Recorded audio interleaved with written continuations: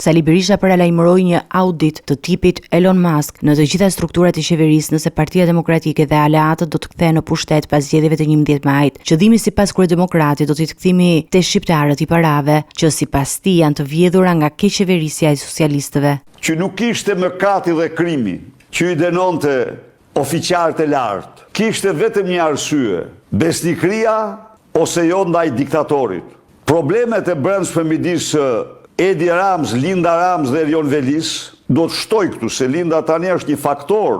Reforma në sistemin e drejtësisë, me ndihmën e Komisionit Venecias dhe aleatëve, është një tjetër zotim i shpallur i Sali Berishës nëse do të kthehet si kryeministër. Dhe pollet tjera tregojnë se shumica e shqiptarëve nuk aprovojnë kur drejtësinë politike të Edi Rams. Të deklarata, lideri i Partisë Demokratike i bëri gjatë prezantimit të votimit libri i zi i rilindjes, ku theksoi se ky titull i përshtatet abuzimeve të bëra nga pushteti aktual. Tek pyetja konkrete, pra e bëra këtë analizë se problemi nuk është tek Sali Berisha, por është universal.